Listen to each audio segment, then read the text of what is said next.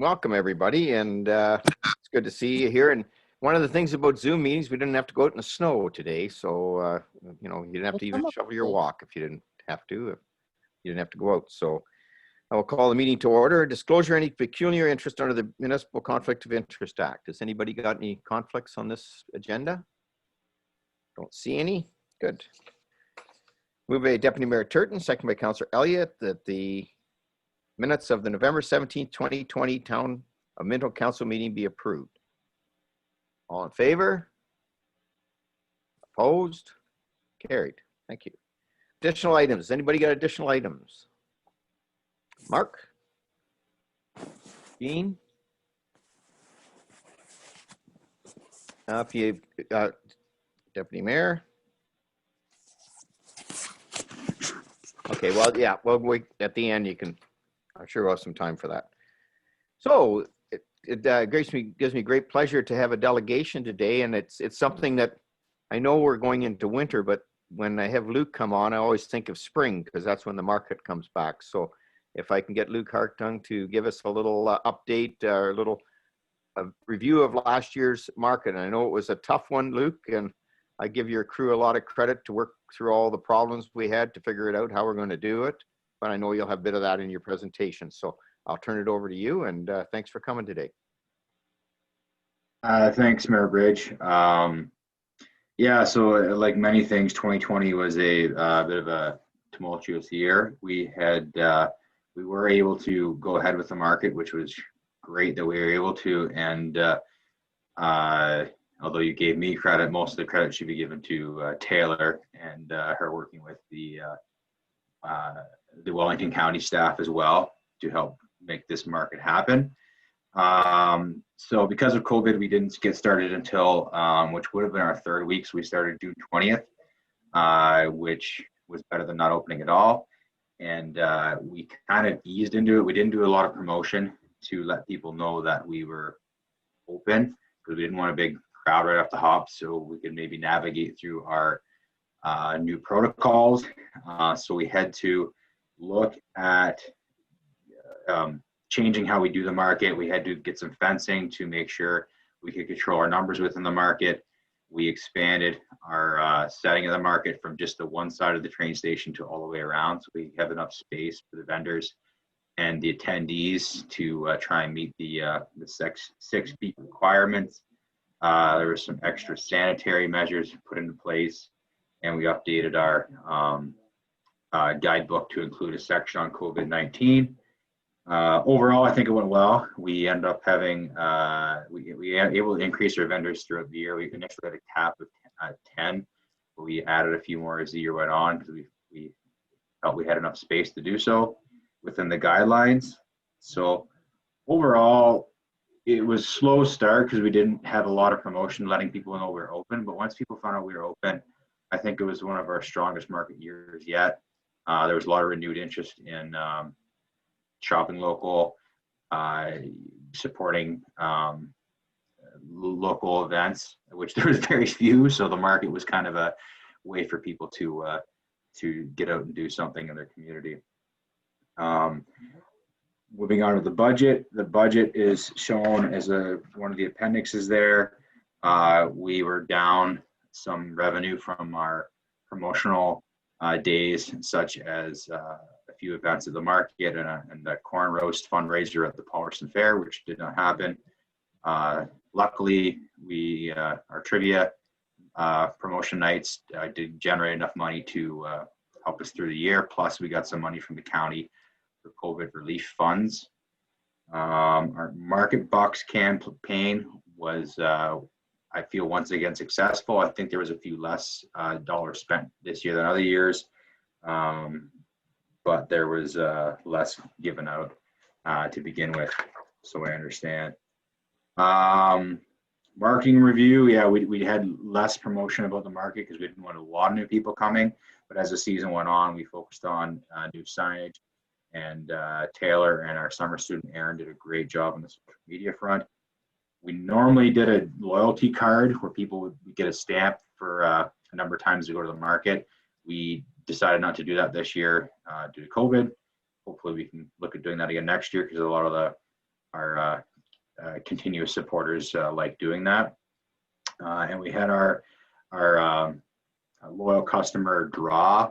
So people would enter a draw once they get to the market, and then they would win a basket of various goods and produce from each vendor for the following week. So we were able to continue to do that, and Aaron and Taylor did a great job promoting that. And then looking forward to next season. So our opening day is supposed to be on June 12th.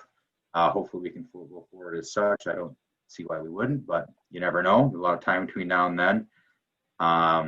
The Lions Club is doing an update to the rest of the boards, the floorboards at the train station, and a huge thank you to them and their continued support to the community.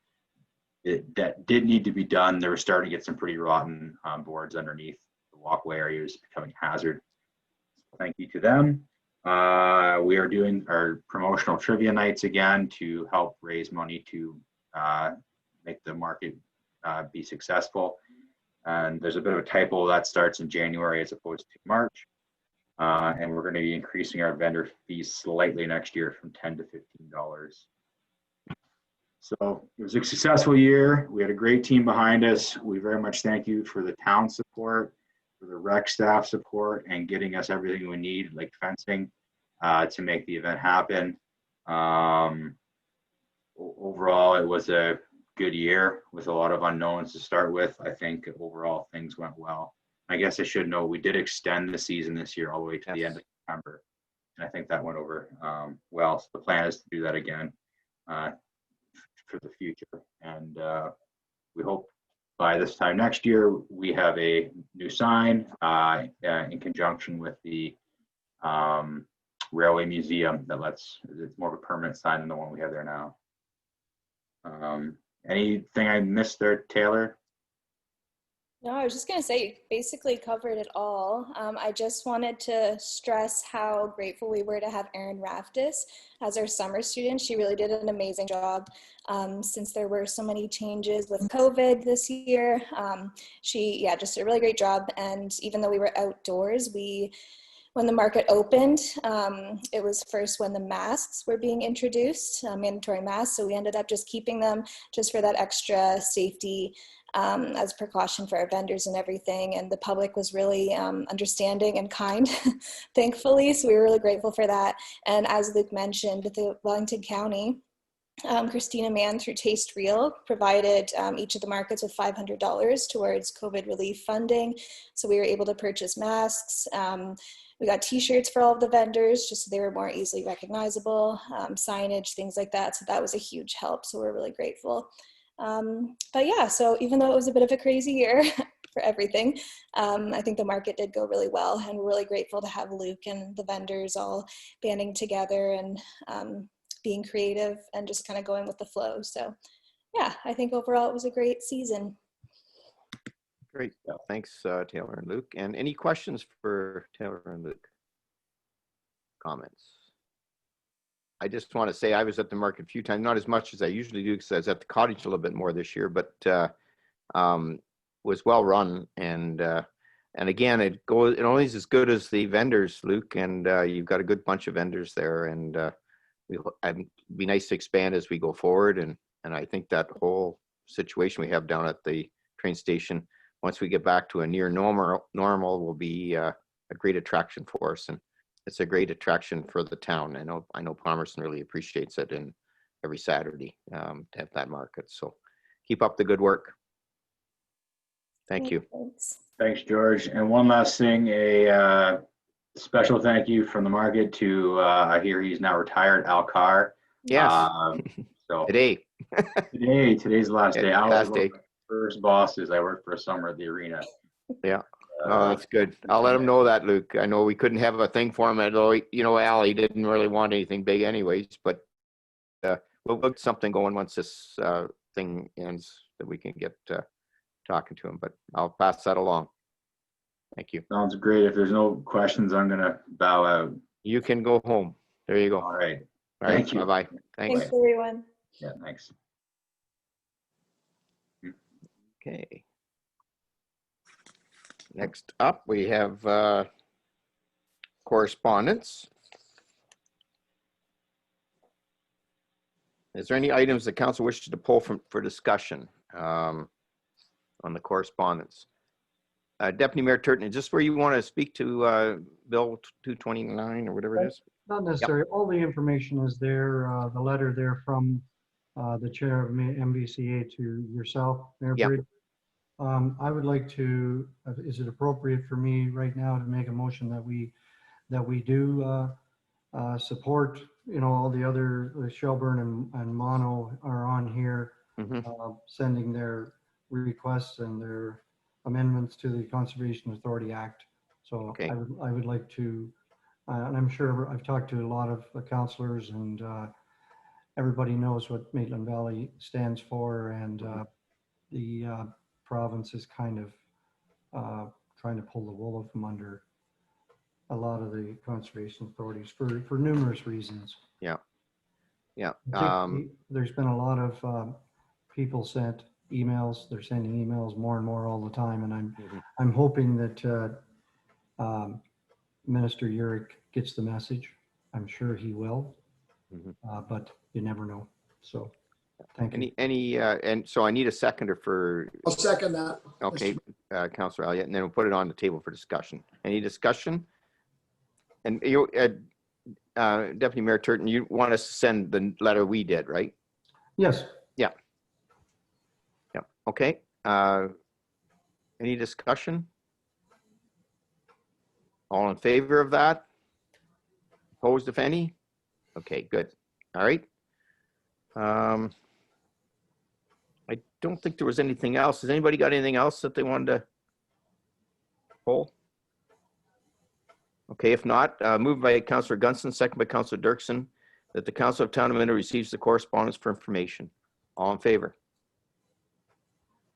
Carried. Okay. Mayor Bridge, I believe Councillor Dirksen wanted to pull an item. Oh, sorry. Yeah, it wasn't so much that I wanted to pull an item as just 7C, it's the water well program. And so I just wanted to encourage people in the rural areas, if you have a well, an old well that needs decommissioning or upgrading, that you look into this funding, because it will cover usually 100% of the costs. This letter happens to come from SVCA, but Maitland Valley also has a program, and so does Grand River, and so on and so forth. So wherever you live in Minto, you would be able to probably have 100% of those costs covered, and old wells can be very dangerous. So, Oh, good point, Councillor Dirksen. I wonder if we could have that, is there ability to put that on our website somewhere, that connection? Would that make sense? Through you, Mayor Bridge, we can certainly do that. Yeah, that's a good point. Yeah, no, and it was a lot of dug wells out there that probably aren't being used anymore, for sure. that's right. Yeah. Okay.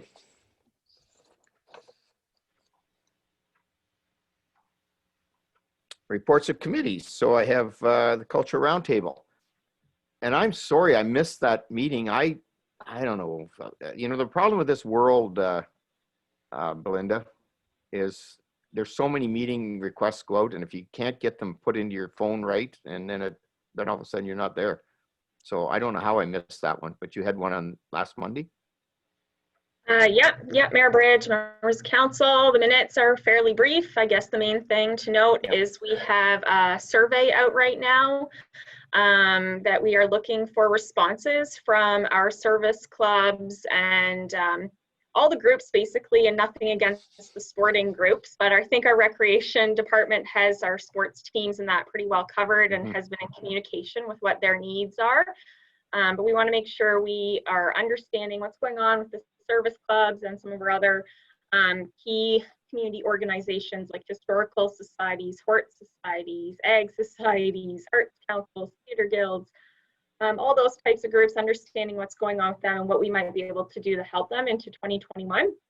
So we have sent that out via email and social media. We've given people to this Friday to complete that. And as an incentive to do so, we're giving away 4 prizes of $250 in advertising that they can use whatever form they want that would be most helpful for what they need it for. So If anyone's members of those, encourage you to please complete the quick survey, give us your input so we can develop some programs that might support them. And that's really the key thing out of that meeting. Great, great. And then we had talked about that, I think, the meeting before, a bit about doing something for that. So yeah, thank we you. were hoping to have the responses back by this meeting, but we didn't get much feedback from the committee on the questions to be able to put it out. So Okay. that's why it's delayed. Oh, that's fine. I think it's good to have that data because as we're going into next year, we want to make sure that if there's some areas we can help those groups, we have a bit of an idea. Is this sort of tagging up a little bit with the county one, or is that a different one, Belinda? I know. The County of Wellington survey was specific to events. Right, right. And although like a lot of these groups and clubs do events, and that's their That's right. major fundraisers and stuff, it's not specific to the actual events. It's more of their general health of their organization and what they can and can't do and what support they need. Perfect, From perfect. us. So just an add-on, so we can use both. Yeah, good. Anybody else got any questions, comments? The good work, and then, okay, who have I got here? Forgot.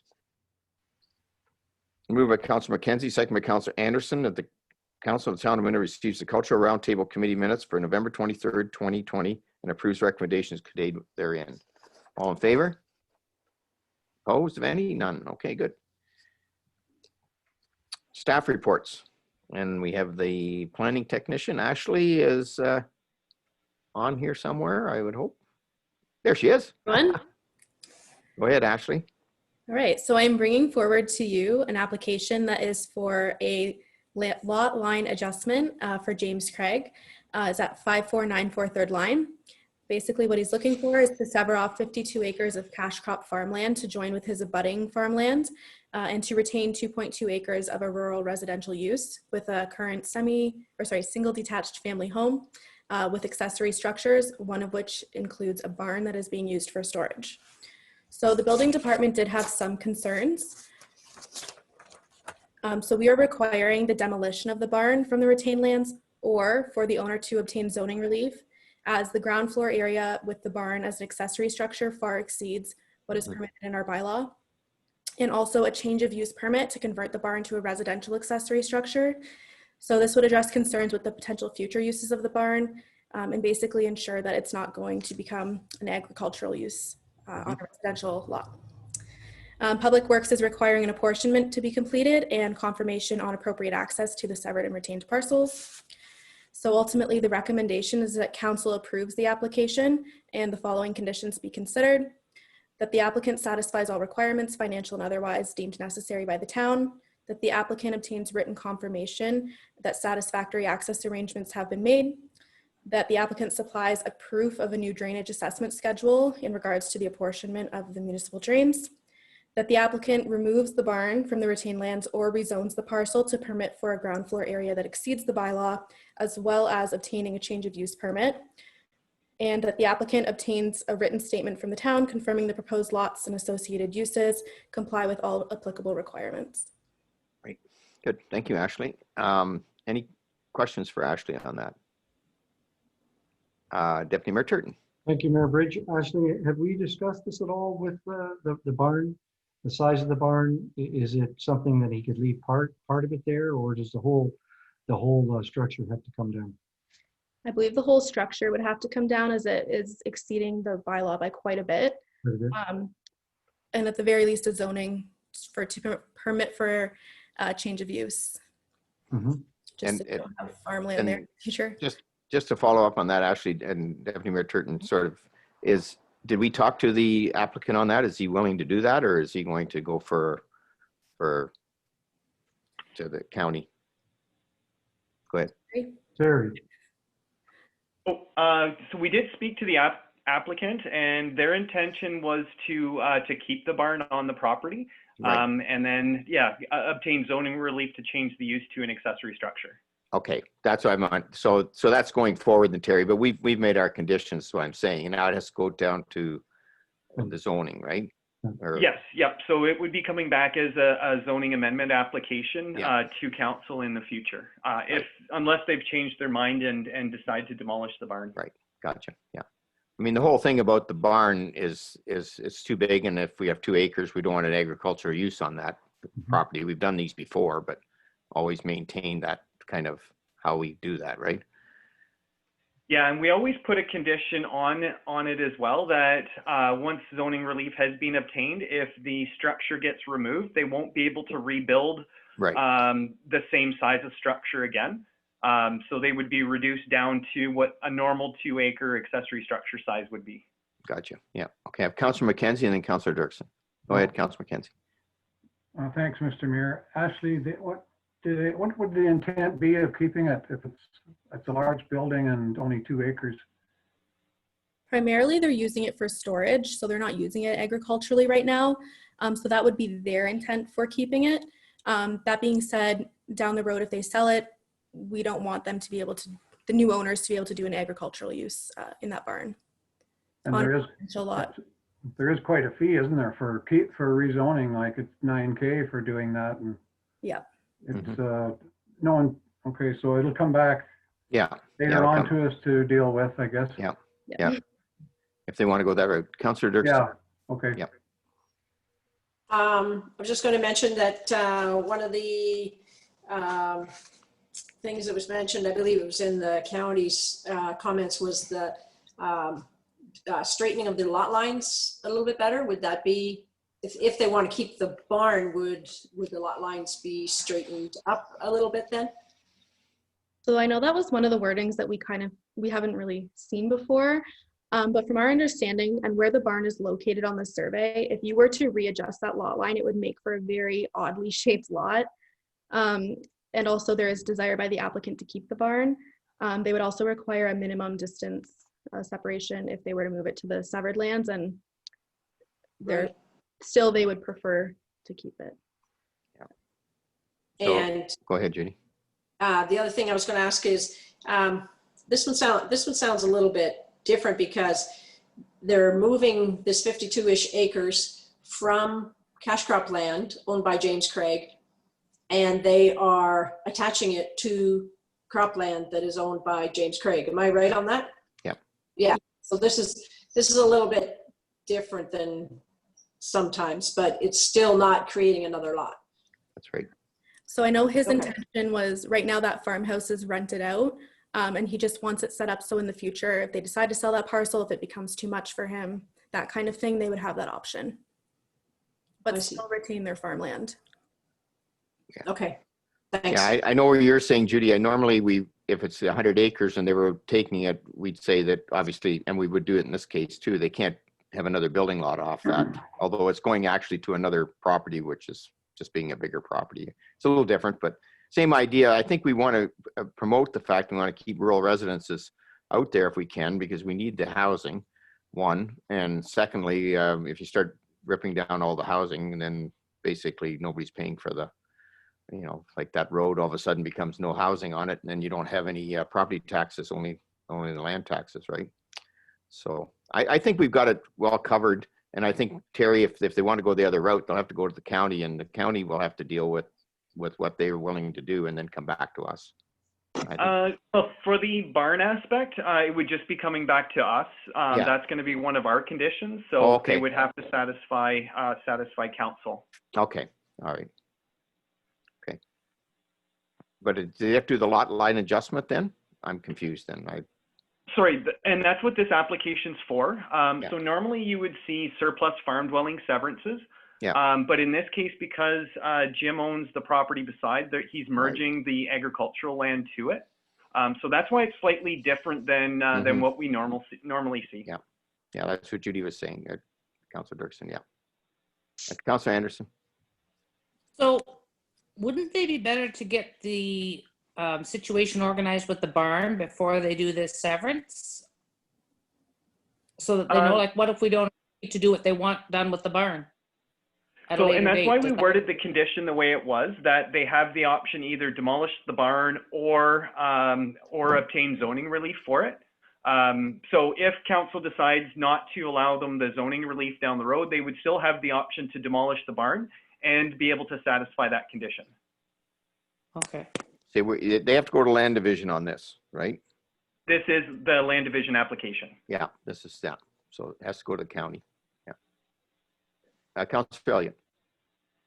Terry, can they, or Ashley, can they, if they did demolish the barn, can they rebuild another shed or a barn without, other than just getting a permit? So it would fall back to the normal accessory structure provisions. So on a property of 2 acres, the maximum square footage they could have would be 2,950 square feet. So if down the road they demolish the barn, they still would be allowed that square footage. If they wanted to go bigger, then they would have to come back for zoning relief for that. Okay. Okay, any other questions? Okay, so I have a recommendation here. Moved by Councillor Elliott, second by Deputy Mayor Turton. The Council of the Town of Minto recommends the County of Wellington Land Division Committee approve the consent application B9820 James Craig, concession 3S part lot 36 with the municipal address of 5494 3rd line, Town of Minto, that the following conditions be considered.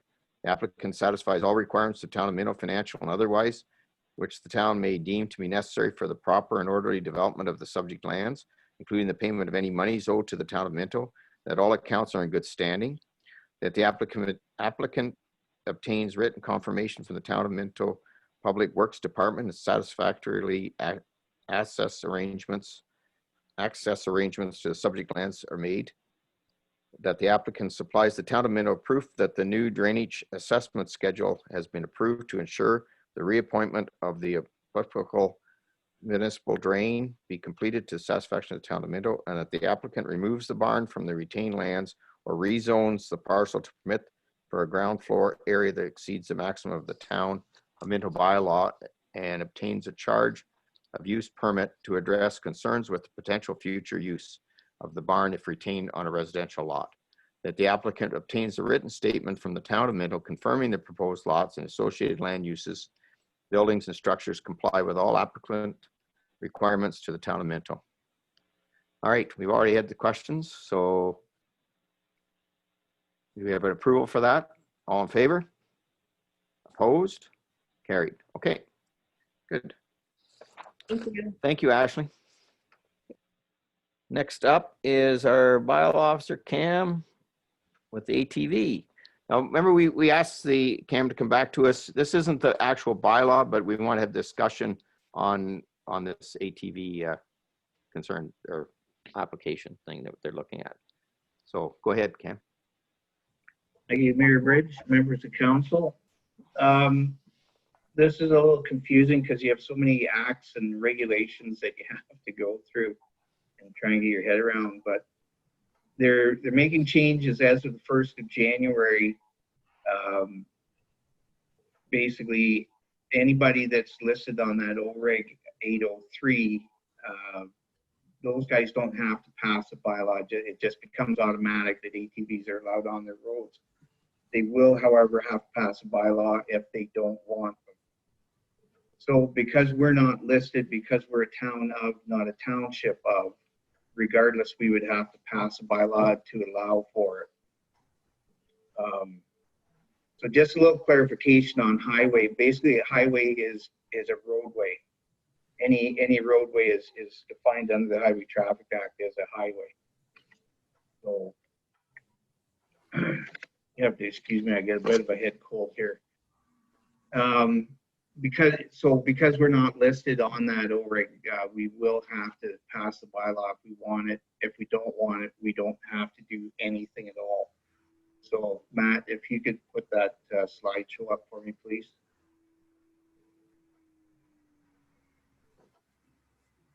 There we go. So as of July 1st this year, the government has approved or is allowing 2 more types of off-road vehicles. If you go to the next one. And those would be your extreme terrain vehicles, which is like an Argo, anything six or more wheels. It would be an extreme terrain vehicle. So with those vehicles, if it's equipped with rollover protection, like a crash bar or whatever, then seat belts are required to be used on those. The second one is off-road motorcycles or dirt bikes. So with those, it's driver only. There is no passenger allowed on them. And you'll notice like a bike like that doesn't have, it won't have any headlights or taillights. So those are allowed on, or can be allowed on the road, but they're only allowed on the road half an hour after sunup, and they have to be off the road half an hour before sunset. So next, your recreational off-highway vehicles. So 4 wheels or more, they have a steering wheel, passenger seats. They'll have seat belts, rollover protection. There's a whole list of requirements for these vehicles to be allowed, and this is one of the more popular vehicles nowadays, I guess. So there's a whole, and I'll get into that, a whole list of things that are required in order to run one of those down the road. The next one is a utility train vehicle, which is basically the same thing, but it has like a pickup truck box, so you can carry whatever. This is more popular probably with farmers, I guess.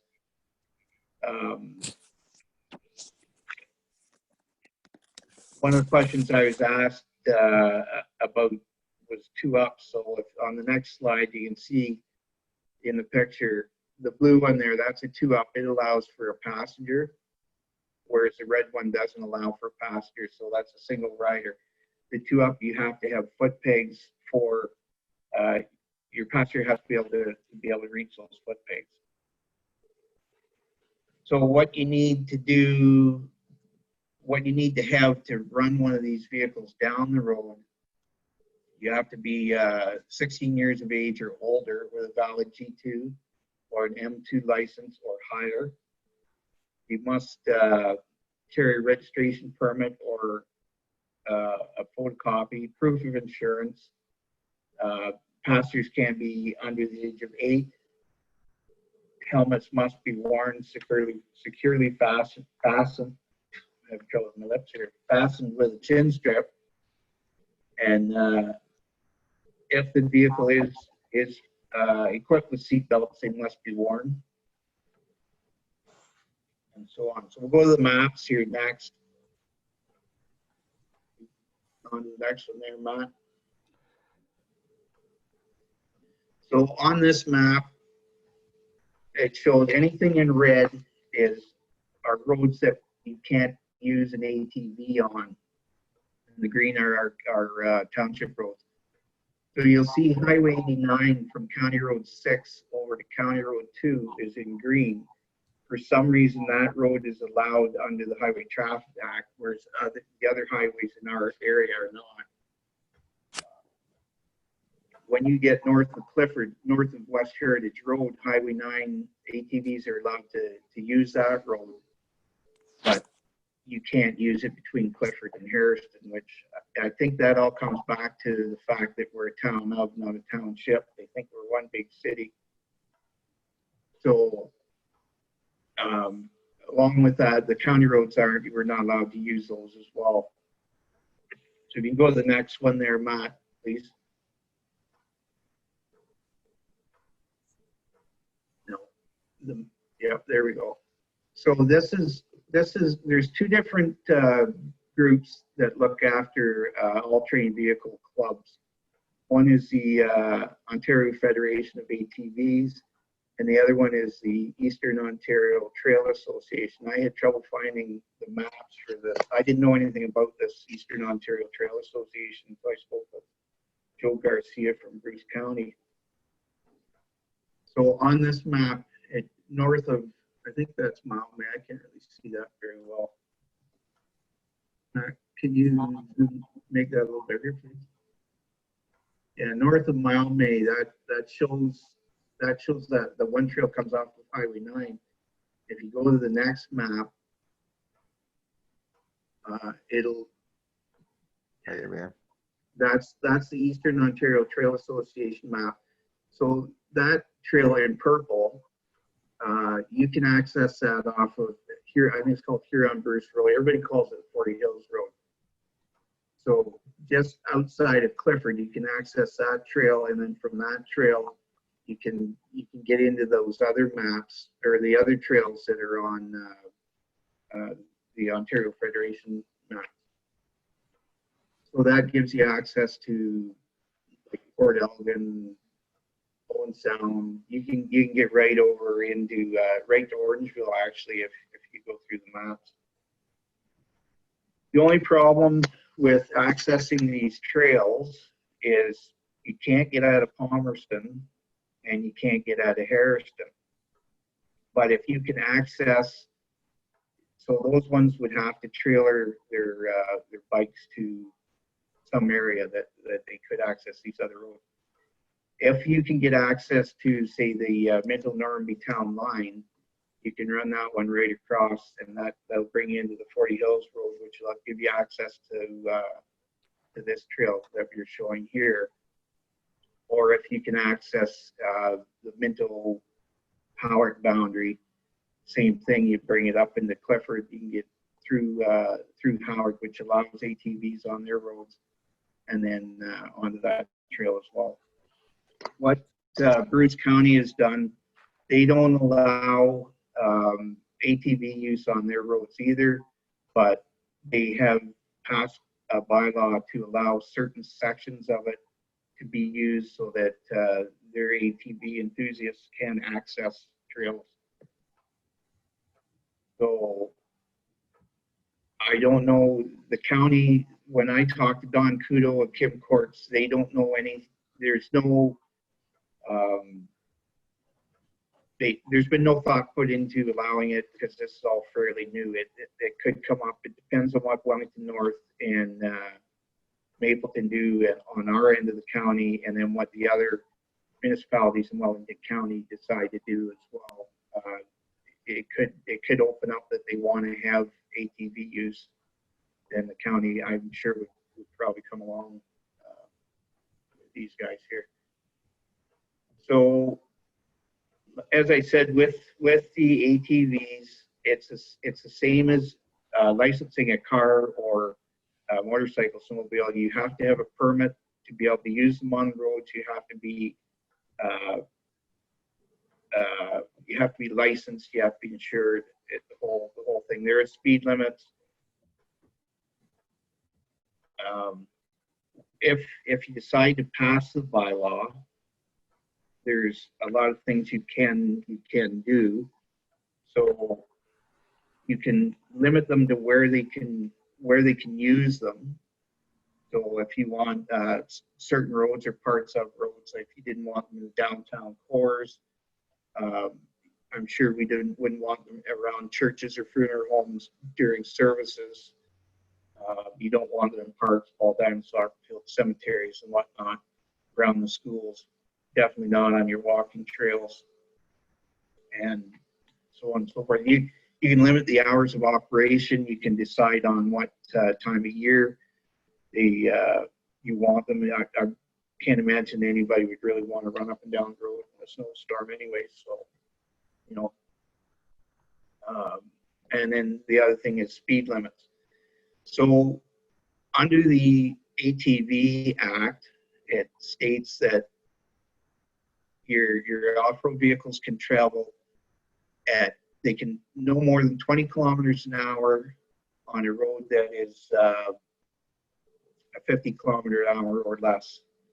If it's 50 kilometers an hour or more, then they can't travel any more than 50 kilometers an hour. And that's pretty much all I have. Okay. Thanks, Cam. Questions? Deputy Mayor Turton. Yeah, so Cam, thank you for that. I know that it's not easy to satisfy everybody on this, and it's not even easy for you to go through all the bylaws and contact people. But I appreciate you doing that. 50 kilometers an hour is the maximum. Yes. It seems to me that this is becoming a real popular sport, if you want to call it a sport. I mean, this time of year, every second truck, every second trailer that goes through town, you see these things these four-wheelers, whatever. It seems everybody has one except for you and I. I'm just concerned about, and I understand we have petitions and quite a number of people have signed their name. So it's obviously a lot more than the three guys have brought it forward. It seems that it seems to be a big issue. It's all I've talked about for the last 2 weeks. I'm concerned about patrolling it. On the other hand, they're on the roads now. You know, the one thing is 8-year-old kid. Well, you got to be over 8 to be on them. As a passenger. Yes. So, I mean, that's going to be difficult to patrol. But do you think, like, are the police? What do they think? Are we? And I know that you know, we could be opening up a can of worms, but we're really not. We're trying to kind of reel them in a bit, the drivers. So, have you had the ability to talk to the local police force at all about this? No, I actually reached out to Kellyanne Wingate and I haven't heard back yet. They have done some enforcement with it because I know Pete said one of the fellows he knows was pulled over and told to turn around and go home because he's not allowed to drive on the roads. So there is some enforcement with it. I think the reason that you're seeing more and more of them though is because we don't get the snow we used to. So snowmobiles aren't, you can't use them as much, whereas an ATV you'd get more use out of. So I think you're probably going to see more and more of them out there. Councillor McKenzie. Through you, Mr. Mayor. Cam, other than agriculture and public works or an emergency or whatever, the only reason then if we had a bylaw for them to use our rural roads would be linking to a trail. Yes, to gain access to the trails that are basically north of us. Okay, and then in saying that, our rural roads suck because we have no shoulders in case somebody has to get over in that. And would that pose an issue, safety issue? Well, under the ATV Act, it says when using a road, the ORV must drive on the shoulder in the same direction of traffic. When driven on a roadway without a shoulder, the ORV must keep as close to the right edge of the roadway as safe to do so. So they are required, they're required to do no more than 50 kilometers an hour on those 80-kilometer-an-hour roads. And they're also required to stay to the right as tightly as they can, as it's safe to do so. Just makes it a little tougher because we don't have shoulders, you know. We don't, but it's, think of it as similar to a bicycle, only the bicycle is going a lot slower. You know, you got all kinds of bicycles out there on the roads nowadays too. And they're supposed to keep to the right side of the road as well, as close to the right side as possible. Thanks. Anybody else? Councillor Anderson and then Councillor Elliott and then Councillor Dirksen, I guess. I saw your finger there too. Okay, go ahead, Councillor Anderson. I'd like to thank you for the report, Cam. It was really well done. I appreciate it. I have done a lot of reading on this. It is very confusing. So Wellington County is excluded from having to do a bylaw because why are they not included in the original, this R083 or whatever the list? 0808, yeah, 803. So Whichever. 803, it clearly, it says on that, I think I wrote that in the report. So 803, a local municipality that has the status of a township as of December 31st, 2002, and then would have the same status as a township January 1st, 2003.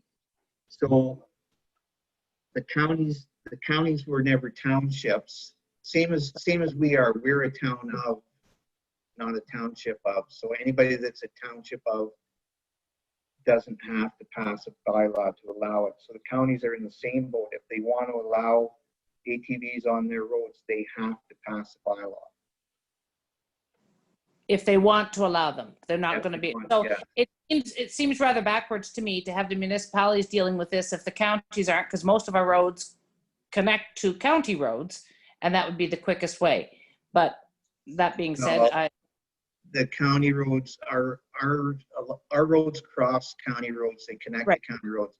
If other than Harrison and Palmerston, if you're out in the township, you can access those trails without driving up or down a county road. You may have to cross one, but you don't have to drive on one. right, you'd have to go back concessions, like you couldn't go from our road. So White's Road is a county road. Correct. So you can't go from concession 3 and up White's Road to concession 5. You'd have to find a different way around or go back a couple of concessions to get across there. You got to take the long way. Yeah. So if we approve the use of these, and Mark makes a point that, you know, it's simply to access the trails. Well, that might be our intent, but that doesn't mean that's why it'll be used or how it'll be used. If we pass a bylaw that says they can use our roads, they can use our roads for whatever they like. You can't limit them to accessing the trail. No, you're right. But what you can do, and I'd have to, this take a lot of thinking. Right. You could design routes because you know where the trails are. So I don't know. I think it would be hard. You're right. It would be hard to limit them to certain areas because, like I said to Mark, if you have somebody living over on the 10th, just off of County Road 6, you're going to have to use different roads to get to those trails than someone that lives on the middle Howard Town line, just off of 87. So, yeah. Right. Because some, depending on where you live, you could get pretty close to the access. The Howick one is one I understand that they were interested. And until I saw that map this morning, I didn't realize there was one just above Clifford. I know that corner joins a bunch of counties together that have different rules. So, and there was a petition, so there's clearly interest, but half of those petitioners don't even live in Minto. So I don't see how using ATVs on Minto roads are of any concern of theirs or to their benefit unless we're then going to have an influx of ATVers because this gives them a contact to the trails. And I'm not sure that that's exactly desirable from the town's perspective. Are Well, those others signing the petition because this gives them an access to the trails that they don't otherwise have? Well, they still have access to them, but it's the whole point of trailering your vehicle. Right. And this is what this Joe Garcia said. The reason that they allowed portions of their roads to be used is because they found that people are trailering their vehicles and they're dropping them on the side of the road or jamming up parking lots and making unsafe areas so that these people can use their ATVs on the trails. So would it be reasonable for us to ask to have a presentation from the OPP? I did speak to the inspector briefly, and he didn't really give a set comment on it. He did mention that Safe Communities group, they're looking at keeping communities safe, that they would be interested in coming to do a presentation to council on, I know they've been here before, but it would be specifically on ATVs or off-road vehicles. I don't know if anybody else has a taste for that. I certainly would like to hear their opinion because they're going to have to police it, right? You don't get to police these people, or I don't know if you use "get" as the right term. You don't have to police these people. The OPP do. Correct? Enforcement, I think, would be strictly OPP because nobody's going to pull over because I said so. Yeah. They're not? No. I would. All right, one other. Thanks, Gene.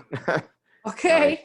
Now, who else do we have there? I think next up was, I think Councillor Elliott, then Councillor Dirksen. I'm not sure which order, but go ahead. Yeah, I'll go ahead. Couple of things. If I felt I should pass a bylaw, I would probably want to keep motorbikes or the trail bike out of it.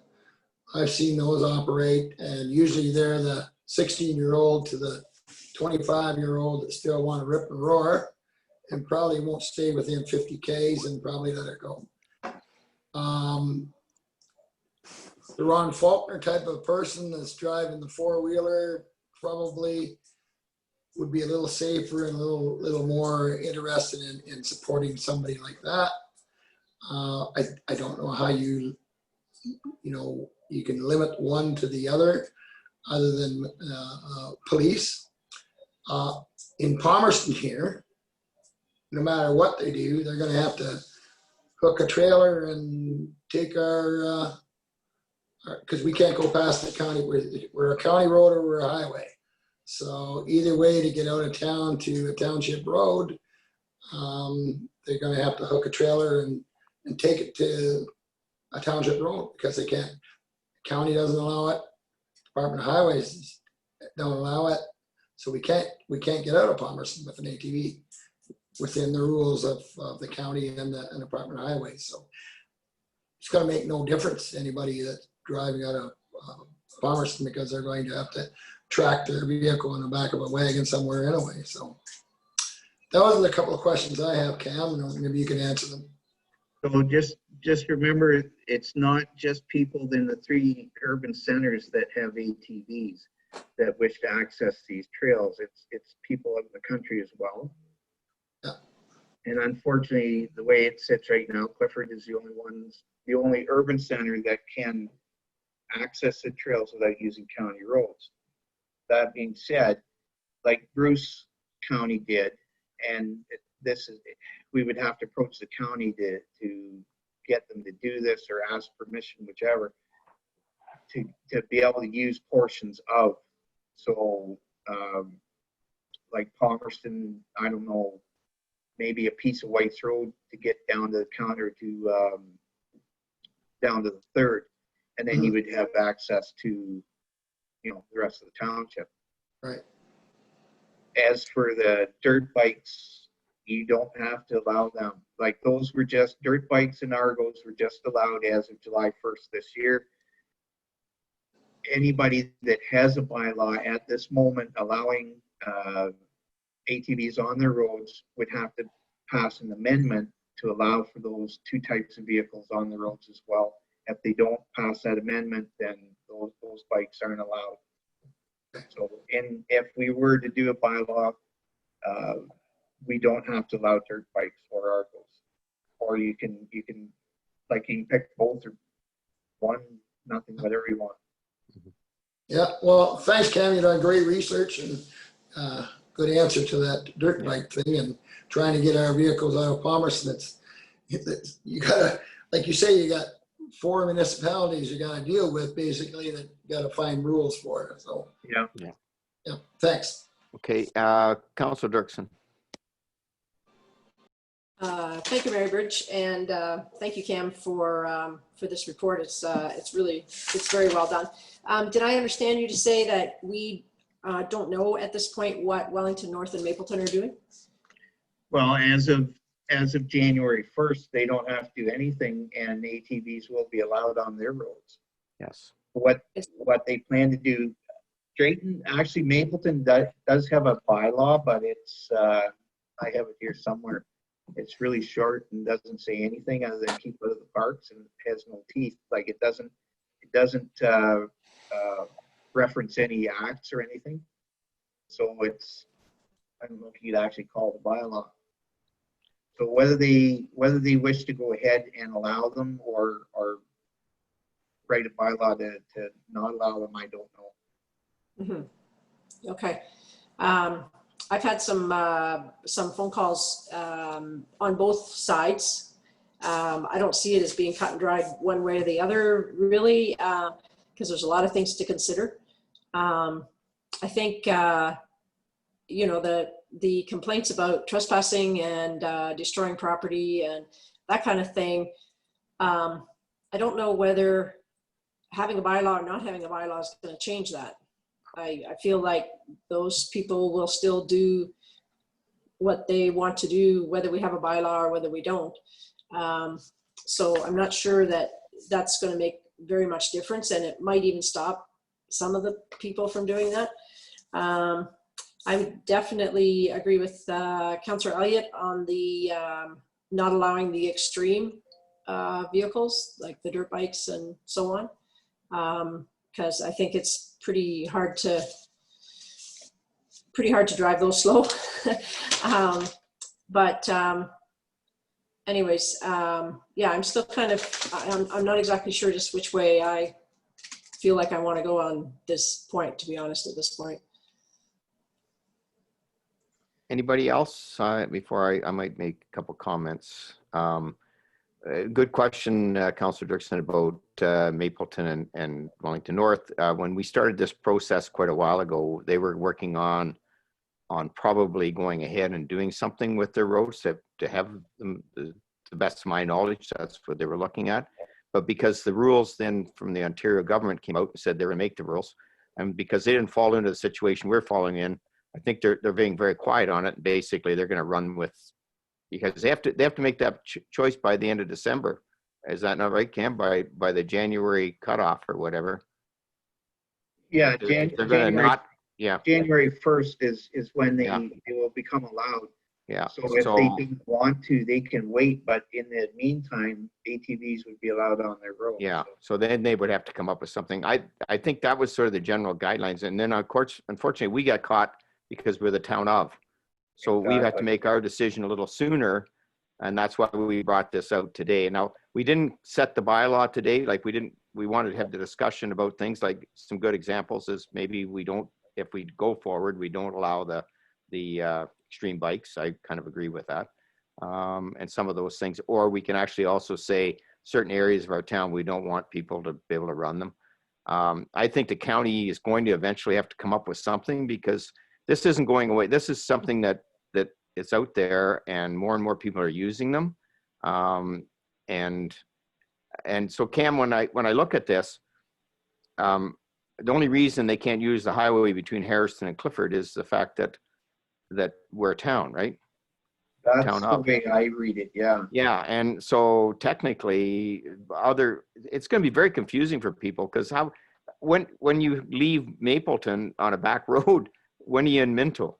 Like, we don't have signs on all our back roads, so I don't know how we'd ever enforce not having them to do it. So I'd rather, if we don't do a bylaw, then basically we have to say they're not allowed, but then we have no control over what's going on other than if the police want to enforce it. And I'm a little concerned about that. I'd rather have some rules into play, but we have to make this decision at our next meeting.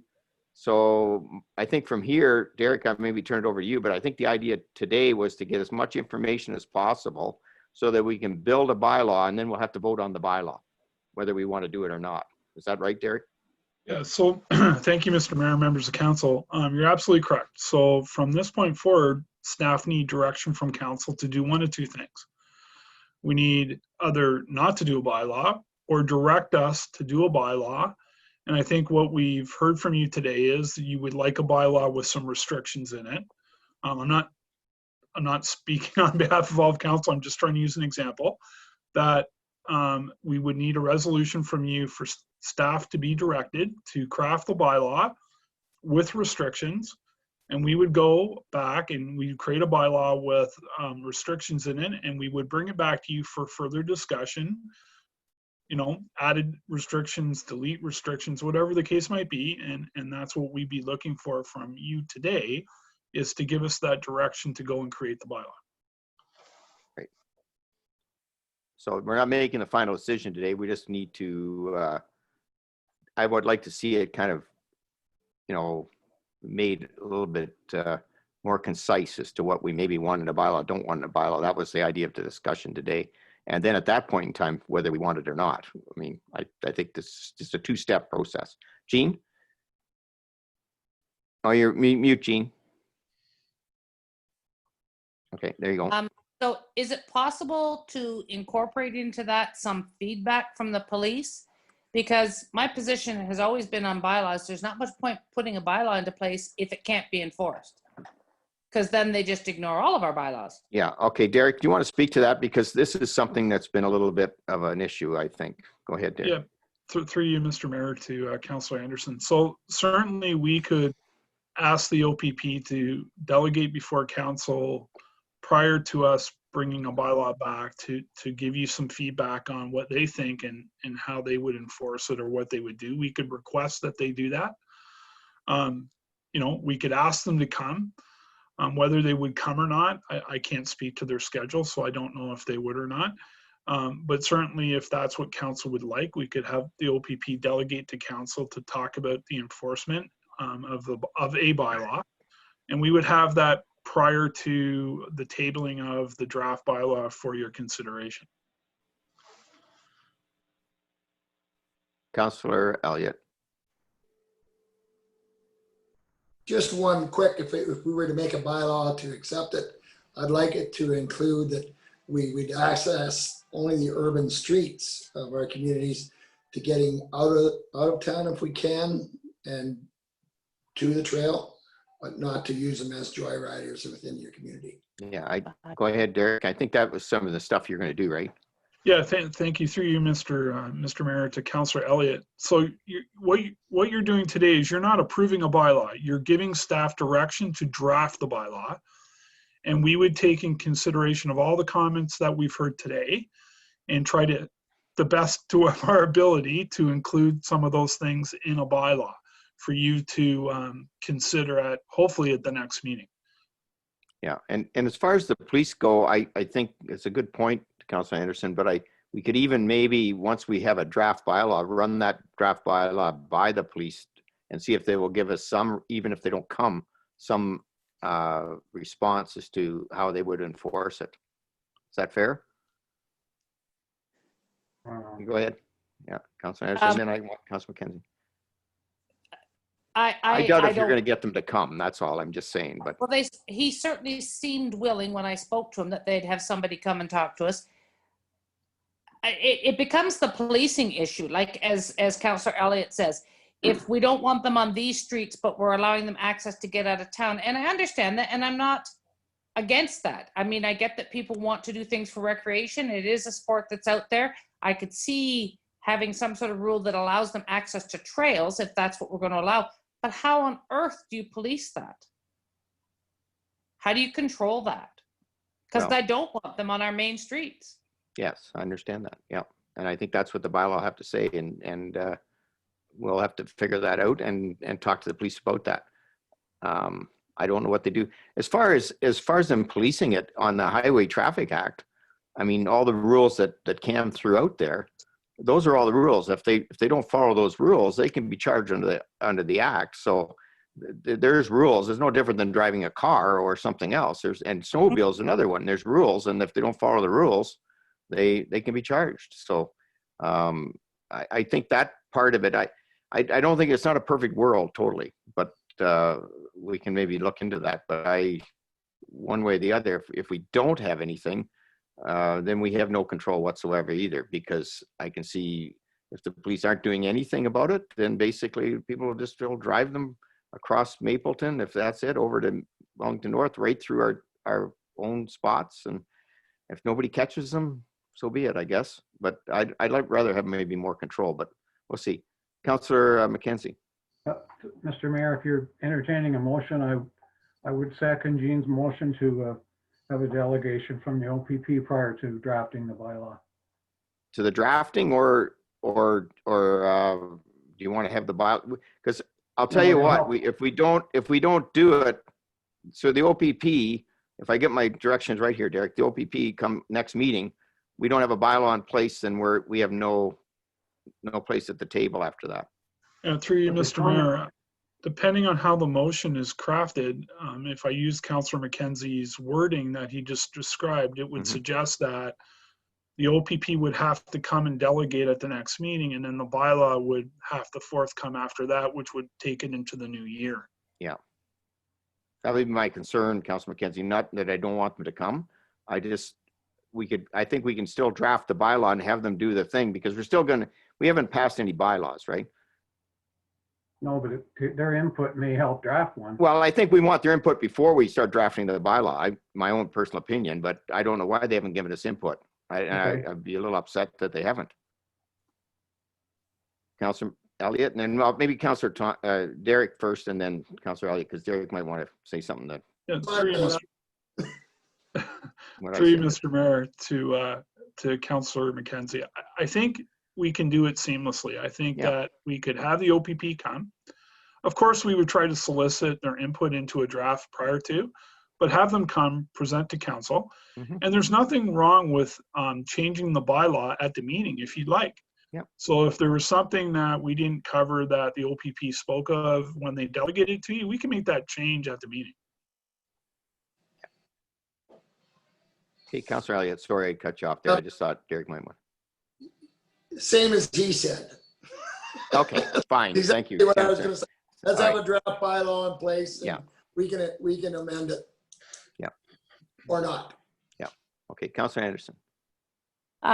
So there isn't a time frame though, like, because we don't have a bylaw, because if we were of the list, then they would be allowed as of January 1st. But we don't have one because we're a town, not a township. Is that not my understanding?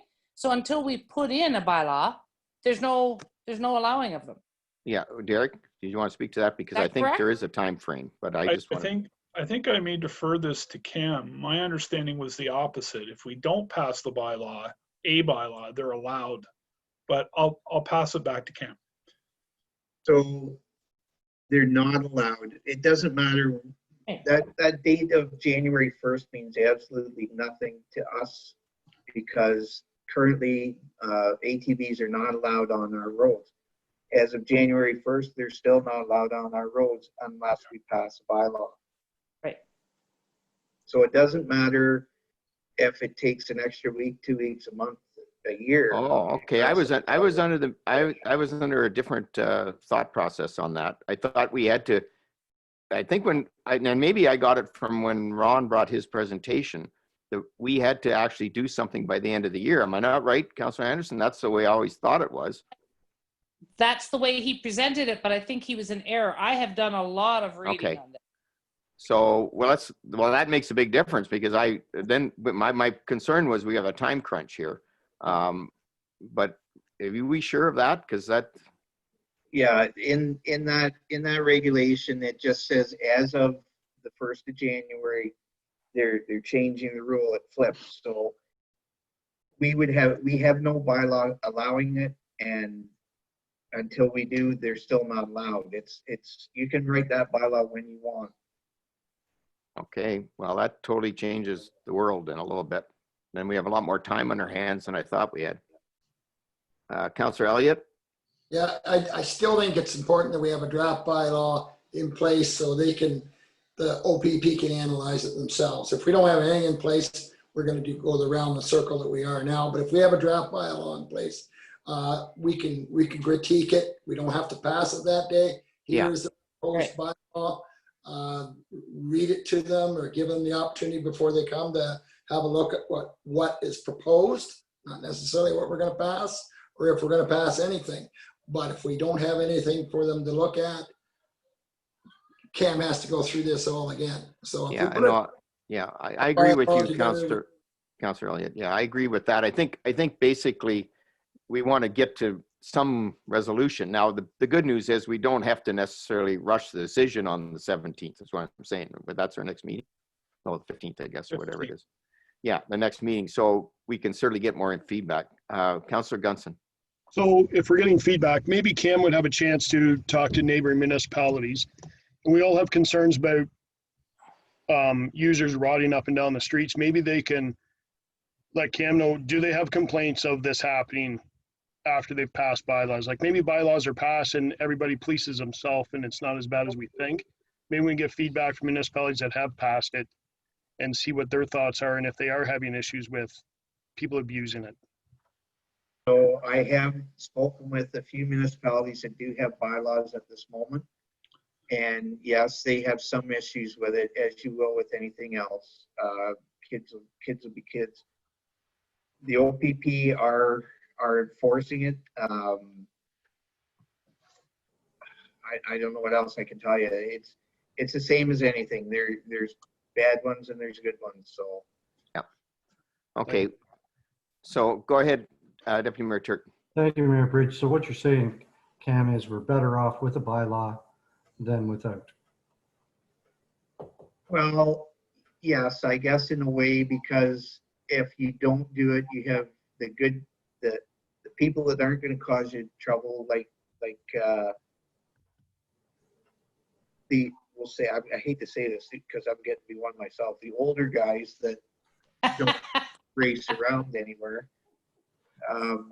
So you're penalizing them. They can't access the trails, but in the same breath, you're enabling the young guys that run around like crazy, so it's, there's no winners, and I don't know. Mm-hmm. Okay. So can we have a motion to do the bylaw? Can I have somebody that we get a bylaw started? Jean? And I would make a motion that we draft a bylaw. That's with what I mean. input from the police prior to our final decisions, and that the bylaw is open for us to make amendments as required at that final meeting when it's presented. Well, I think that's what I mean by a draft bylaw. Yeah. Just have them draft something up. Is that fair? Are you good for that? Yep. Yep. Okay. Through you, Mayor Bridge. Yep. If I could just read over a resolution and see if this is what council is looking for. That the Council of Town of Minto receives the bylaw enforcement officer's December 1st, 2020 report regarding off-road vehicle use on Minto roads. And further, council directs staff to provide a draft bylaw at an upcoming meeting for further consideration. Sounds good. Is that all right, Jean? You want to move that? And we add the piece about consulting with the police, because I really think they should have some at least input or comments on what we've come up with. And that the OPP are consulted. Yeah. Okay. Yep. All right. Are you good with that one, Jean? You going with that? Yep. Okay. Yep. And was it Councillor Gudson? Were you doing the seconder on that? Yep. Okay. All in favor of that? Opposed, if any? Okay, good. Got some work to do. The good news is it looks like we have more time. which is news to me. And I've read it as much as I thought I did, but I guess I didn't. But yeah, anyways. I have to just say that legislation is really confusing. Oh, yeah. Like the normal citizen is going to go, what? Yeah, What rule is that? That is my concern too. And I'm going to move this over to Councillor Anderson. Take over the next one. Councillor Anderson, if you want to take the next. Oh, certainly. Our fire chief is going to come and talk to us about our agreement with Howard. Mm-hmm. Welcome, Chris. Thank you. Thank you. And this is way more simpler than ATV, so I will say that for everybody. This is just a renewal of the agreement, and we're just, Howick approached us about, they first approached us about putting in specialty rescue services, which we have confined space and water rescue. If we would extend that to their municipality, a fee for service. So if we have to go over there, they will pay us to do that. And then while we're at it, said we might as well just extend the agreement so that it's housekeeping and it's done and we don't have to worry about it for 5 more years. So we're in favor of it, and it's pretty routine. So that's all I got. Thank you. Are there any questions or comments? Seeing none, I would read the resolution, but I can't see it because I'm seeing all of us. Would you do that for us? Annalene can do it. Certainly, for you, Councillor Anderson. Moved by Mayor Bridge and seconded by Councillor McKenzie. That the Council of the Town of Minto receives the Fire Chief's report regarding Fire Protection Agreement, Howick Township, and considers a bylaw in open session. All those in favor? Anybody opposed? That's passed. And I'll turn the chair back to Mayor Bridge. Thanks, Councillor Anderson. And I'll turn it over to Deputy Mayor Turton.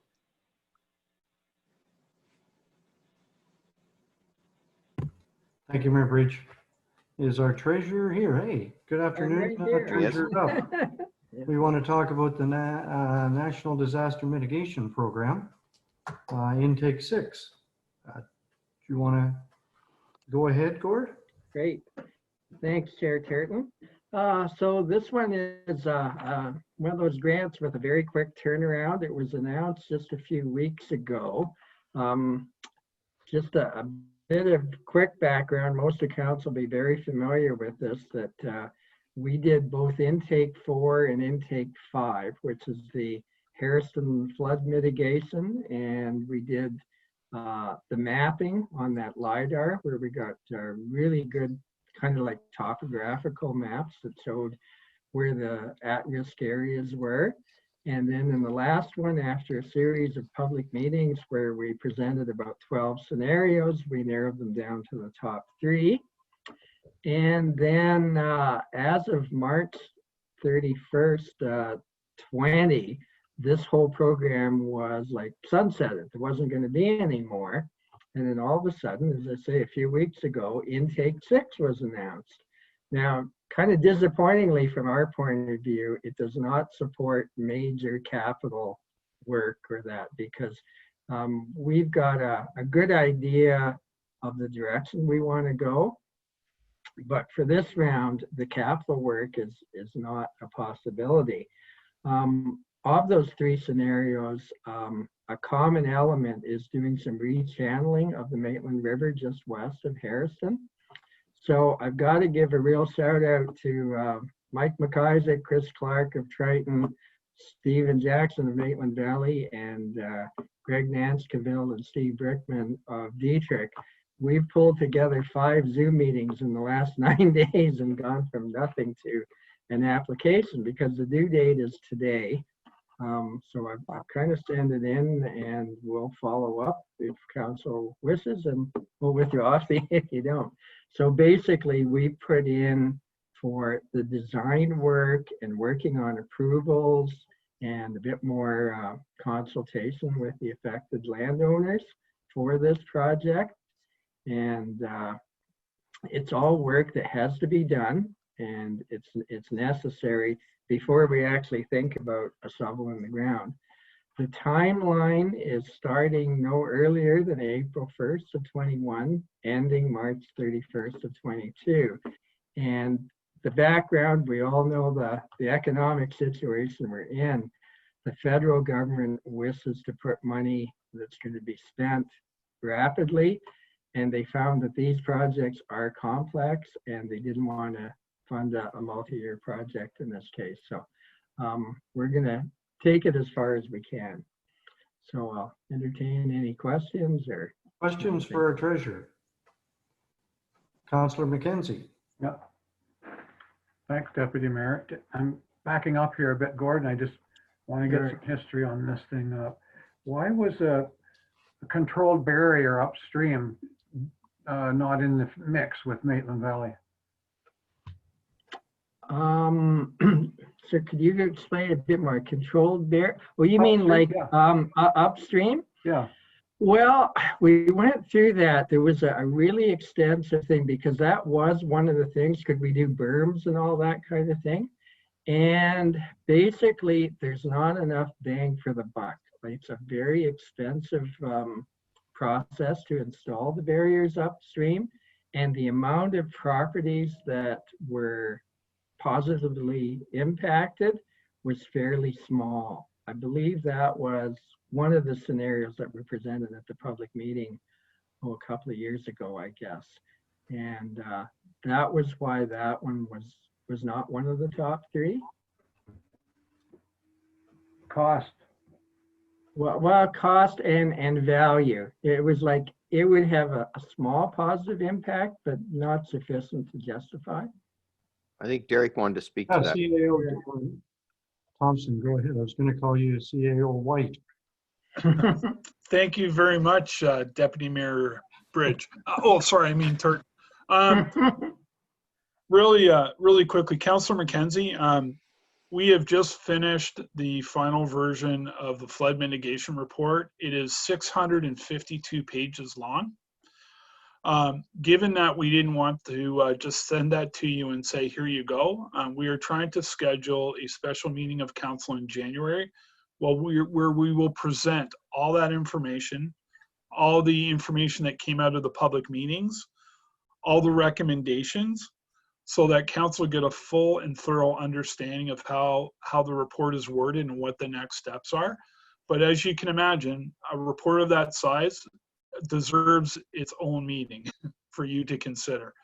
So I just, by way of wanting to give you that update. Thank you, Deputy Mayor Turton, for allowing me to speak. That date would be when, Derek, then? We're hoping it's going to be the first or second week in January for that special meeting. I think, Okay. is that right, Clerk McGrath? All right. Thanks, Derek. Yes, I'm unsure of the date right now, but I can find that out and get back to everybody. Yeah, thank you. Derek, CAO Thompson, just as you're, just so you're aware, speaking about past CAO White, he was extremely good at taking those 600-page reports and turning them into 2-page reports. So thank you very much for offering to do that. Any other questions? Any other questions for Gord? Mayor Bridge. Yeah, just on that, and we know we've seen some of the reports and we've seen some over the term, and all 3 scenarios that we have sort of identified all need work on what we're looking at for this. It's all no matter what we would pick down the road, we need to do this piece always in every one of those scenarios. So I think, Gord, you've done a great job of putting this together. When I came back and I said, there's some money coming, see what we can do. And we know we have to do all this work. So I know it's probably $1 million or so to do the actual work, but we don't know for sure because we've never done all the legwork. And because we can get 50% of the funding for doing this legwork, I think it's another it's a win-win situation for us to apply for it if we can get it, because we're going to have to do this engineering work anyways. And I think the government will come to us with more money down the road but you're right. They want to see some stuff happening right away. So we can't go for the big number, but we need all this background before we can even go for the bigger number down the road. So it's something that we have to do. So I'm very supportive of trying to get this in and get a 50% payback. Other questions for Gord? Great. Yeah, so we have a mover and a seconder. Moved by, no other questions? Moved by Mayor Bridge and seconded by Councillor Elliott that the Council of the Town of Minto receives the Treasurer's National Disaster Mitigation Program Intake 6 report and approves an application for the non-structural flood mitigation projects to include final design work to be completed under the Drainage Act consultation, development of assessment templates, regulatory approvals, and project coordination under the National Disaster Mitigation Program, subject to council receiving updated cost estimates before signing any agreements. Yes, everybody understand that motion? All in favor of that motion? Against? That's carried. So yes, so we certainly, Gord, I hope you thanked our fearsome foursome there as well as yourself, Chris, Mike, Stephen, and Craig. And I'm sure that you worked extremely diligent with them as well as our CAO Thompson. So thank you for bringing this forward, and let's get on with it. I'll pass the chair back. Yeah, thanks. We got a good team, so. Yeah, pass the chair back to our mayor. Thank you. And I guess, should we do, Annalene, we have the public meeting, do we? So through you, Mayor Bridge, I think we could do still Or your other other business business closed. Yeah. And then do we that. can take a break until 5 p.m. Okay. public meeting. So other businesses closed, and I had a couple, who did I have? Jean? Yep. So mine is just to give people a few more details on that Christmas dinner, because we'd like people to spread the word around. So it's at the Harrison Arena. Pickups for meals will be between 12 and 2. And it'll all be takeout. We'll deliver them in a safe manner to the people. They'll just pull up in their cars. We're encouraging people to find their own person to come pick them up. If not, there are drivers who are already volunteering that will drop meals off to people who aren't able to do that. So if you know of anybody that's going to be sitting at home, well, everybody's going to be sitting at home, but if they don't want to cook a turkey dinner for 2 people, we're happy to cook it for them. So just tell them to get a hold of us and we'll get it ready for pickup or deliver it to them. Thanks, Jean. Thanks for that. Councillor McKenzie. Thank you, Mr. Mayor. Just reading the MPAC report last week that was sent to us, it was amazing the increase or this in assessment in the province, $37.8 billion. Right. We've been part of that here in Minto with that assessment increase. So out of that comes a lot of increased taxes for us also. My question to you is FCM and AMO lobbying to get some of that money back to us through grants? Or is it all gobbled up and we don't see that increase? Like there's a lot of on the taxes tax, raised on the going property to- taxes. You So, guys looking at that or no? well, Councillor Gord, do you want to speak to the impact thing? I Certainly, Mayor Bridge, and that. So this is a very unique year that's coming up. We've been in the 4-year phase-in since 2008. And due to the COVID situation, we're still going to be in the, like all things being equal, if there wasn't a change to a particular property, either an addition or taking down a barn or something like that, the assessment is going to remain the same for 2021 as for 2020. And if you recall, the valuation date that we're in now is January 1st of 2016. So despite what we see all around us where the sales of real estate have just taken off incredibly, we're not going to see that impact. But again, that growth in assessment or valuation, normally what we do is if the assessment goes way up, we're also dropping our tax rate. Yep. So that doesn't necessarily produce more revenue. What produces more revenue is new construction. And Minto, of course, has been very fortunate in the last about 3 years now to be growing at a rapid pace. So as MPAC puts that on, so if you've got a house maybe that was built in late 2018 or 2019, we are going to see the impact of that coming on for the 21 assessment roll. So we will get the benefit eventually, and MPAC has to come to grips with when are they going to do the next assessment. Like they're probably very restricted in their field work right now. And I'm just guessing here. I wouldn't be surprised if the next valuation date isn't maybe January 1st of 22, and then you're delayed again. So it's a tough situation, but we're all in it together. And we will get the benefit of that assessment growth at some point, but I can't really say when. So we seem to be, like you said, we have new development, but the assessment is not going up. But province-wide, that's a lot of money, and they should kick more back to the municipalities in the funding applications, because they're going to see a lot increase in tax revenue. So that's a good point, Mark. But Councilor McKenzie. But basically, what it is property taxes, and Gord can correct me if I'm wrong. That's what we live off of. Property taxes. And so our assessments going up help us in certain ways, and especially new assessment. And again, Gord's explained the fact that everybody doesn't get a big tax increase totally because their assessment went up. It depends on where you fall within the average and everything else. But at the end of the day, FCM and AMO have been working very hard. It's not the property tax. We cannot run towns and municipalities on property tax alone. It just cannot happen. We have too much infrastructure. We need to get them to give us some of their money, like they do with the gas tax, and some of their money they do. They've got to give us money for other things, for public health and for other things. They have to do it through the overall taxes that you pay. All your gas taxes, your HST, your income taxes, those are the taxes they got to share back with the municipalities.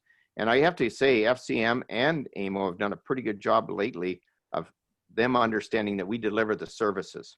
So we have 60% of the infrastructure, and we only got about 8% of the actual revenue. I think it was, Gord, last I looked. Yeah, 8 or 9 cents, but you're totally correct. Yes. It's totally unfair the way it works. And properties going up in value don't really help us. Like it doesn't relate back to asking for more taxes off those people. So it's really a tough situation, but it's hard to answer that one right for you, but that's where we're at. But definitely both those organizations have worked hard.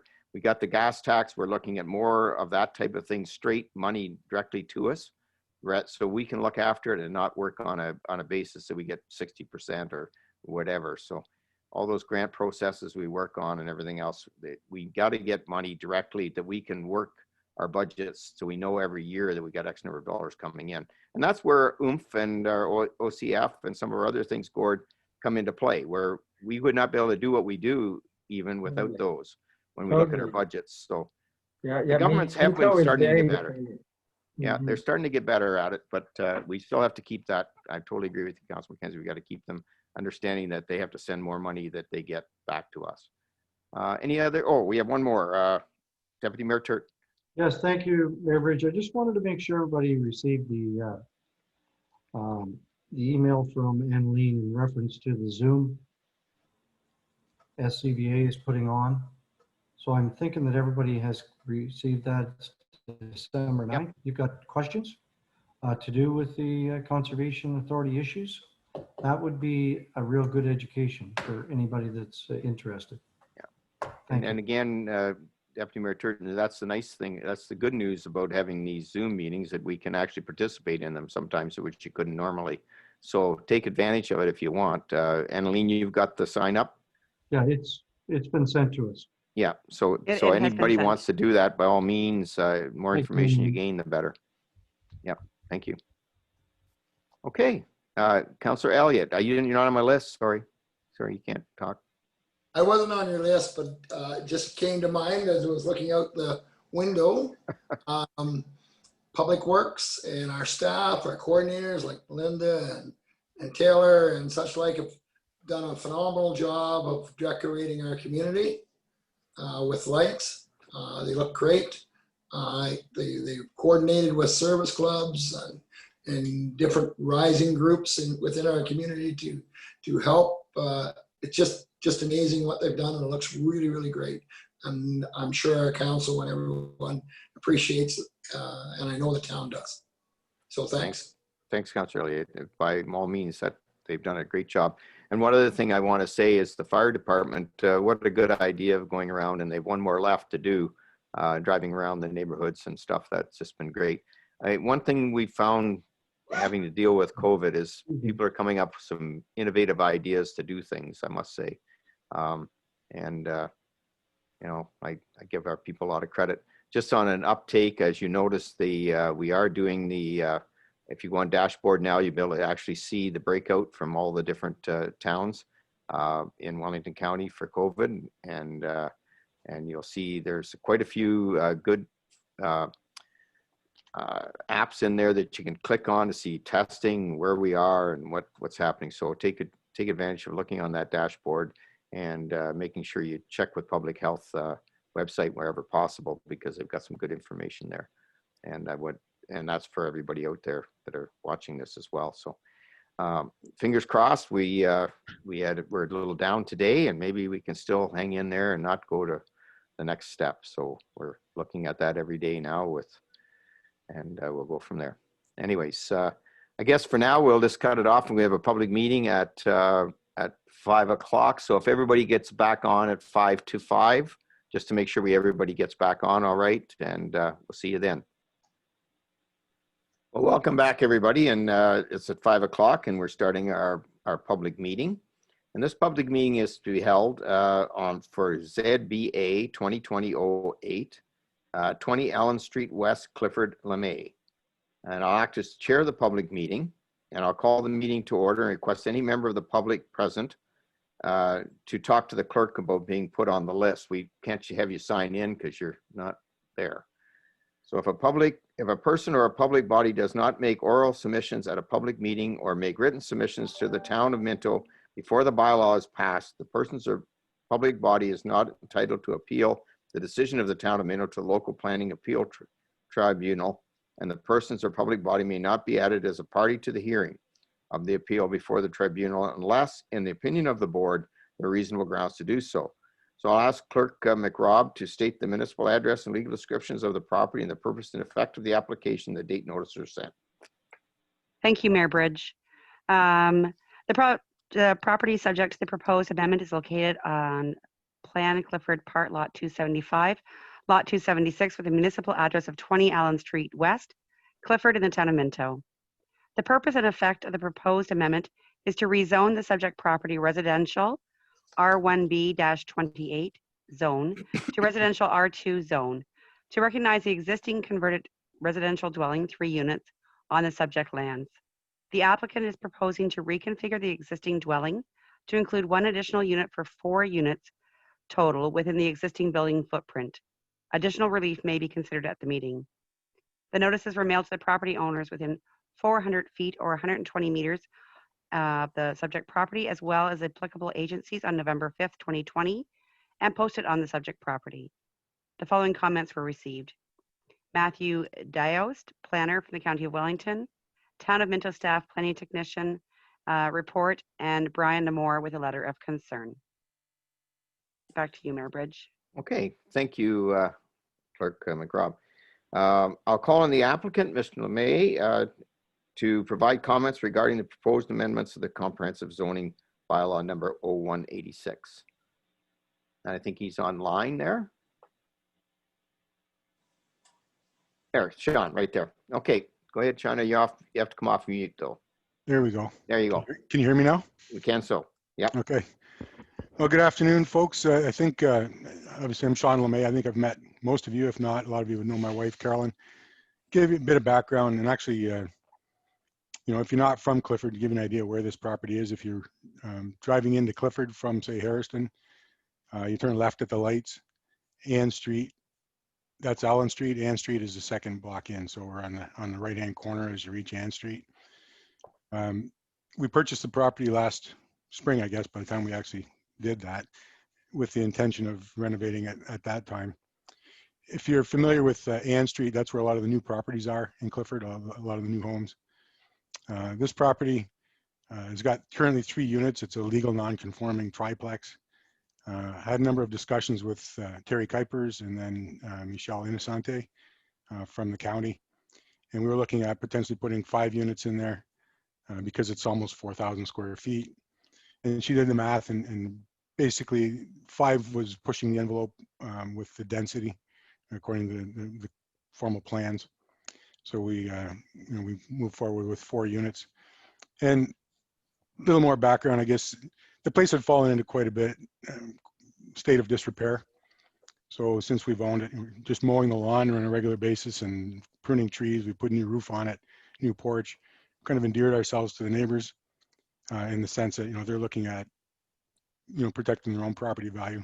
They're not having shingles blowing on their front yard anymore. So when before the notice for this went out, the zoning amendment, I went door to door with a sheet, outlined what we were doing, told all the neighbors, left our phone number in case they had any concerns, to address them with us rather than have a surprise happen here. And almost unanimously, in fact, even Brian, the one fellow that voiced some concerns, had no issues at the time. I've since spoken to him and addressed his concerns as well. But basically, it's pretty simple, straightforward. There's no external renovations going to happen. The 3 entrances are going to be the current 3 entrances that will be used. The only change that may happen on the outside is the parking. And in fact, there's parking spots there now that would accommodate all of the cars. But talking to Terry, that the parking has to, if you look at that, if you've seen any of the drawings, the lot line is basically the building is the property line. So when we have to look at parking spots, there's minimum standards. I forget the number. It's 17 feet by 12 or something along those lines. We can't park, the parking spaces have to begin at the lot line. So they have to come in from the property line. So we'll have to remove a couple trees off of the Ann Street, where if you've seen the drawings, we've got 1, 2, 5, and 6. That's the only change as far as neighbors go. They're also aware that with more units, it means we have to have another kitchen, another living room, another bathroom. Currently, there are 8 bedrooms in the house. So theoretically, there'll be less people living. The maximum will be less than it is now. Right now, there's only 5 people living there. There's 8 bedrooms. So without even a zoning change, they could have, you know, 8 bedrooms full of people there. So anyway, I think most of the neighbors are happy with what we've done and seem to be on side with what we'll be doing. Okay, thanks, Sean. And I'll just call on the I'll hold the questions, I guess, until the end. I'll call on the county planner to make some comments. Matthew, there you are. Great, thank you, Mayor. Through you, Chair, before you today is a zoning bylaw to rezone the subject lands from site-specific residential R1B 28 to residential R2 to recognize the existing converted 3-unit dwelling. The applicant is seeking to rezone to reconfigure the existing dwelling to include 1 additional unit within the existing building footprint. Let's see where I'm at. The current site-specific does actually permit a second dwelling unit. And as the applicant had alluded, you know, my understanding is that there was some public inquiry around the parking on site. And based on the applicant's provided sketch, they will be providing 6 parking spaces, which is actually 2 more than the bylaw actually requires. Additionally, parking is permitted on the side as well as the rear yard. So with that said, planning staff have no concerns with the application, and I'm happy to take any questions. Okay, I might as well use any questions for Matt right now. Matthew. Deputy Mayor Turton, go ahead. Thank you, Mayor Bridge. Matt, how big is the lot? Let me just have a look. So I'm not sure if I mean, I don't think Yeah, I have it here. So it's approximately 0.11 hectares. So that converts to 0.27 acres.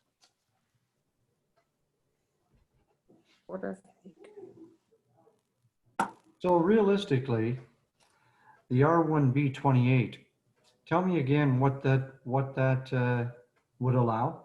Yeah, so the site-specific provisions just permit a second dwelling unit. So that dwelling then right now is really illegal? No, so as Sean alluded to, so this would fall under a legal non-conforming. Yep.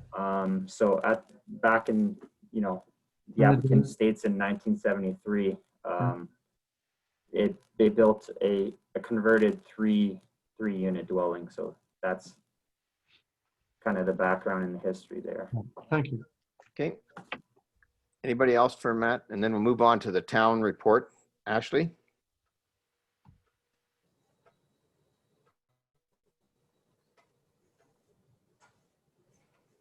Go ahead, Ashley. Okay. So we agreed that this application is consistent with provincial policies in the official plan. The county did have no concerns. It would ultimately provide a mix of housing types and density for the community, which, as you know, rental units are something we need around here. So that would kind of add 1 to the stock there. So from Public Works, they are in support provided that no additional municipal servicing is required and that dimensions of the parking spaces be provided. So after submitting this report, I did talk to the LeMays and they indicated there's not any additional municipal servicing required. That being said, parking spaces are to be standard and the department would still like to see these dimensions. Building is also requesting a detailed site plan to include dimensions of both existing and proposed parking spaces. And there was a letter of concern submitted by a neighboring property owner, mainly to do with the parking, which we would address, noise levels, a decrease in privacy, snow clearing, and property values. Right. The recommendation, though, is that council receives the report and considers passing a bylaw in open session. Thank you, Ashley. Any questions for Ashley? Councilor Anderson, do you have a question? I do. Yeah, go ahead. So which property, if I'm looking at the sketch here, which property is it that has the concerns? The one, so if you're looking at Allen Street, the one up to the right or the one behind the building on Ann Street? So it's 18 Allen Street. So it's just off to the right, I believe, if you're looking at it from an aerial view. Okay. Because according to the lot lines, well, those 2 houses behind there are just side by side. It doesn't look like there's any space between them at all. On this diagram, I'm sure there must be a few feet, but you can't really see it because it looks really cool, but the building's set in a fair bit, the first building. Right. And I know from like when you're looking at the actual, like when you're looking at the site, what you're seeing now, There is quite a bit of space between 20 Allen Street and then the actual residential unit at 18 Allen Street West. Right.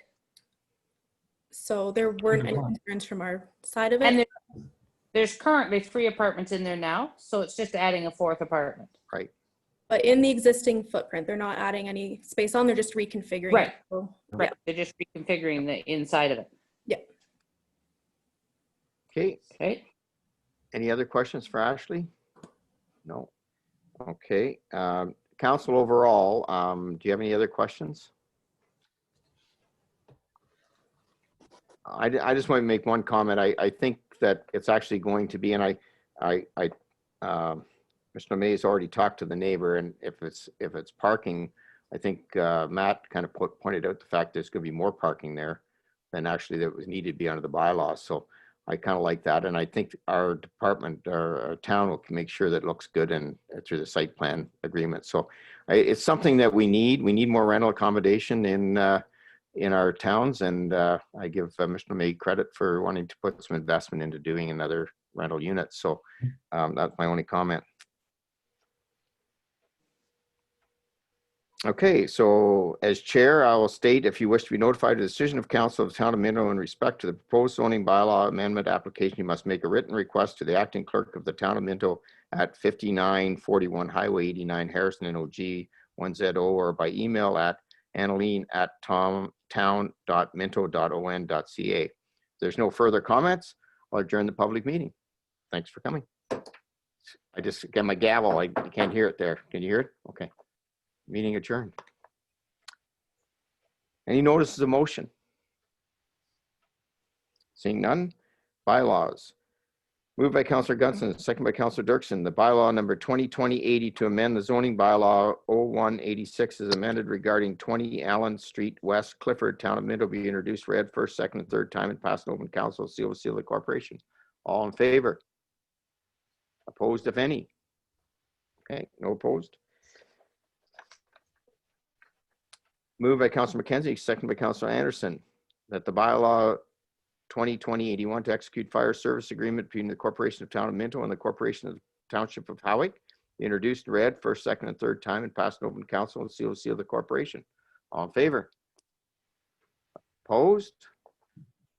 You're still in favor there, Councillor Dirksen. You're not opposed, right?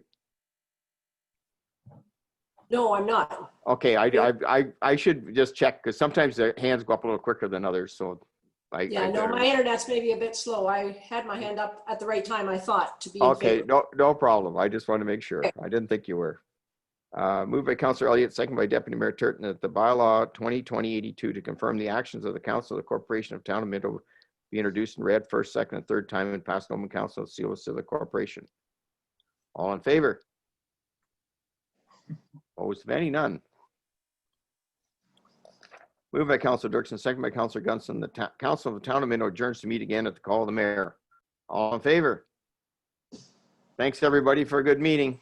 Take care. Safe trip home if you're not already home. Bye, everybody. Bye.